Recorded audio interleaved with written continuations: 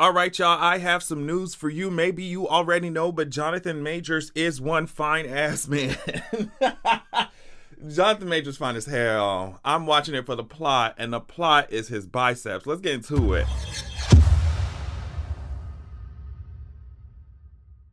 Like, I am so sorry. Actually, I'm not sorry. I'm not sorry. You cannot look at this man's face, his lips, that nose. Like, you just can't look at him and be like, oh, he not fine. Jonathan Majors fine as hell. All right. But yeah, let's talk about this trailer. Now, it's been a minute since, honestly, Ant-Man is not like on my list of top heroes, right? So I had to go back, do a little research, watch a couple videos, read a couple articles, freshen myself up because absolutely, I need to watch this movie. I need to watch this movie. The visuals already sold me. And as I'm diving deeper into this stuff, the story is giving me life as well. So Hope Van Dyne is over here, and apparently, from my understanding, she's using the Pym particles in big ways to help the planet out. I don't know if it's hunger, whatever, world hunger, whatever she's doing. And this is probably why she's on this red carpet. They're on this red carpet here, using the Pym particles, using the research, whatever, to help the world in some big way, right? So we get to where Kang is talking to Scott, and we'll talk about how they even met in the first place or what's going on, apparently, just based off of, like I said, the research that I did. So Kang is over here, he's talking to Scott, and he's like, you're an interesting man, Scott Lang. You have a daughter, but you've lost a lot of time. Like me, we can help each other with that. Kang says, I'm the man who can give you the one thing you want, time. So from my understanding, Kang seems to be trapped somehow in the quantum realm. That's why he says that he's lost time, just like Scott has. Because remember, when everyone was blipped some time ago, he was stuck. Scott was stuck in the quantum realm because nobody could help it. Nobody could get his ass out that shit, right? I think that was the idea, right? So he'd been stuck in the quantum realm all this time. He lost time with his daughter. His daughter damn near grew up. That's why when you saw the like the phone call or whatever, like you could see that he still had this young picture of Cass on his phone. So yeah, he lost all that time, and it seems like Kang is trying to dangle the idea that Scott can get this time back, some time back in front of his face to try and force Scott, or to try and encourage Scott to help Kang with whatever that he has going on. So if we're talking about Kang, like Kang's not just gonna go to nobody, ask them for help if he can't just get this shit done himself, right? So if, just from my understanding, it feels like Kang is stuck in the quantum realm and he cannot get out without Scott's help. Maybe he needs Scott to do something, or to get something, or to take something, or, you know, steal something that Kang himself cannot do. Or maybe Kang can do it, but it would just be too risky for him to do it. And since Scott is, you know, it's Scott Lang, he's Ant-Man.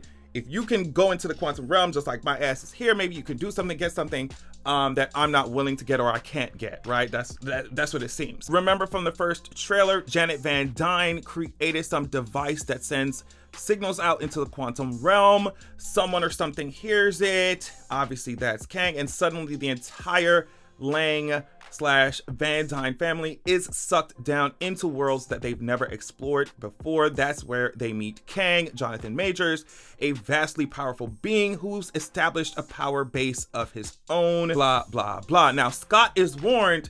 They tell him Kang can rewrite existence and shatter timelines. You can't trust him. And it's just like, girl, obviously Kang is a Marvel villain. You cannot trust shit that they saying. But obviously, if Scott is desperate and he feels really bad about missing so much of his child's life, and Kang is over here saying, well, girl, I can help you out. Like, all you have to do is help me with this one thing.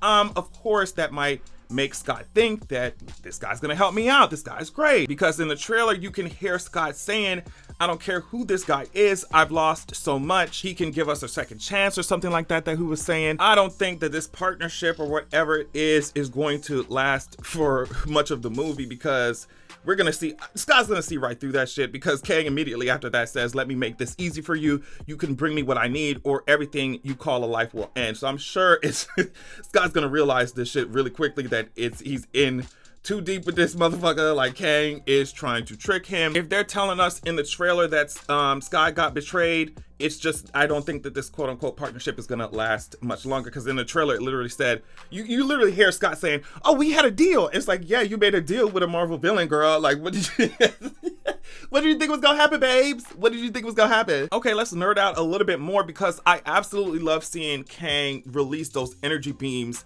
I like seeing, I guess he got some portal powers as well too, but those energy beams look so good. I was like, Jonathan Majors, can you please zap me just like that?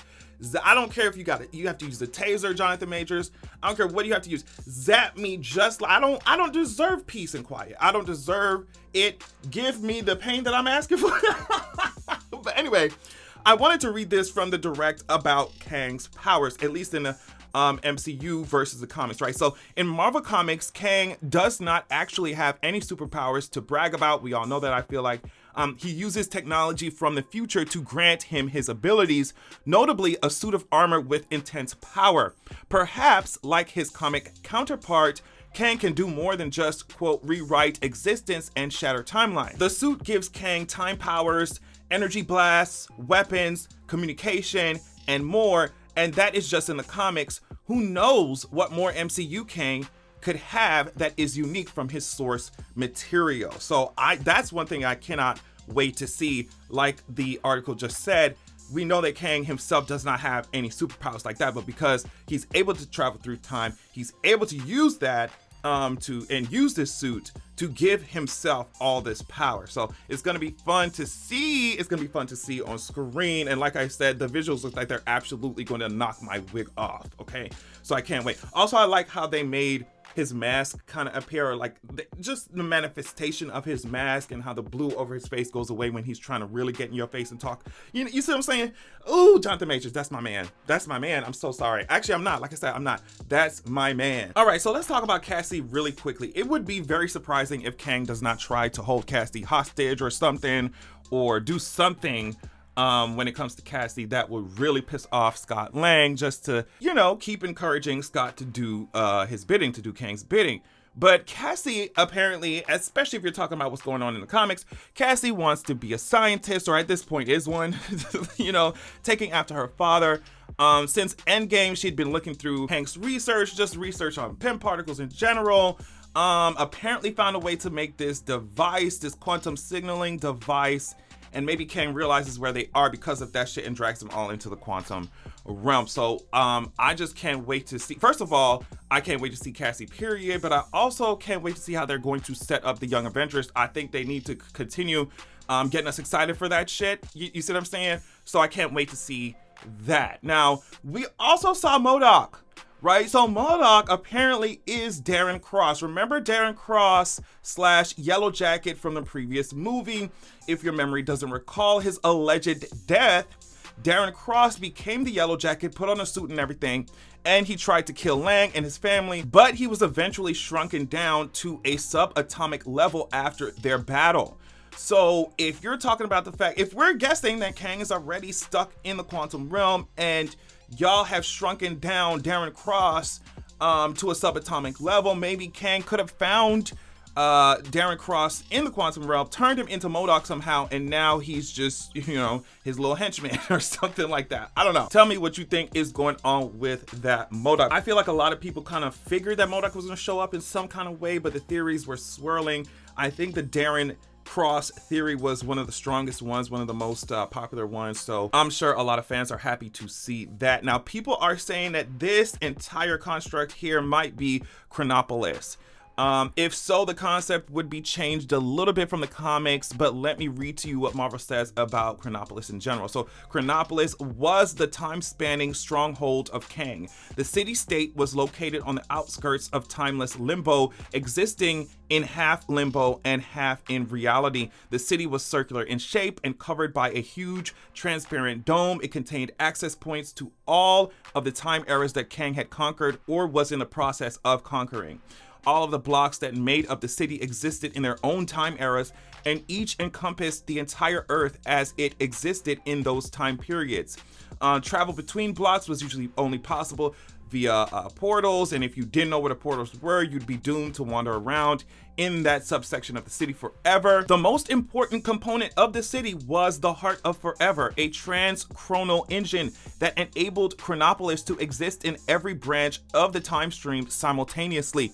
Being a construct that touched and affected all time at once, Kang could have used Chronopolis to change past events without creating divergent branches, but his obsession with conquest caused him to refuse to use such methods. So in my opinion, this is where Kang's base is, and I don't know where exactly it is. It's giving me Quantum Realm.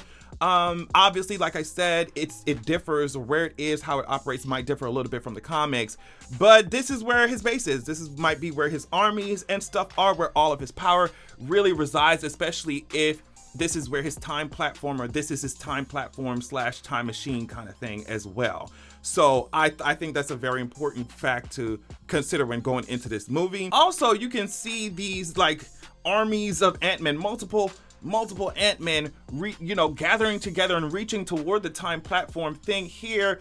Do y'all think that these are variants of Ant-Man, or if it's just like some quantum trick to duplicate one's self, right? Because I don't know. They could talk about all types of quantum entanglement and all type of bullshit. So you never know. But I'm wondering if they're variants or just like clones or multiples, right? Because at this point, I feel like anything is possible in the quantum realm. People keep saying that the markings on the time platform thing look like the ones on the 10 rings and also the bands that Miss Marvel wears. So I'm wondering what the connection is there. People, like I said, when I'm doing the research and stuff, people are saying that maybe Kang could have made these items, and it was this whole end credit scene at the end of Shang-Chi where they were just like, girl, what the hell's going on with these? You see what I'm saying? So there's a connection there as well. So yeah, I mean, they're obviously leading up to Avengers 5 and the whole Kang dynasty here. Obviously, there will be low-key connections as well. Before we sign off, I cannot wait to see this, because I feel like Kang and Scott here are having like just a good old-fashioned brawl. We just punching each other in the face, beating each other up. You could see how Kang lifts his leg up and really brings it down, smashing Scott's helmet or whatever. I'm just like, if Kang wants to step on me like this, if Jonathan Majors wants to step on me, kick me around like this, I just want him to know that he can. I will be sitting here waiting patiently. We can travel the timelines, the different time streams together while he's singing a whole new world, a new fantastic point of view. I want him to know that I'm ready for an adventure. Jonathan Majors, whatever, Kang the Conqueror, I'm ready to go on an adventure with your ass. And to wrap it up, I really do think that both Kang and Ant-Man are going to survive this movie. I think because Kang was just like, you thought you could win. He was telling Scott that. And Scott was like, I don't have to win, actually. We both just have to lose. So I'm thinking that's gonna happen.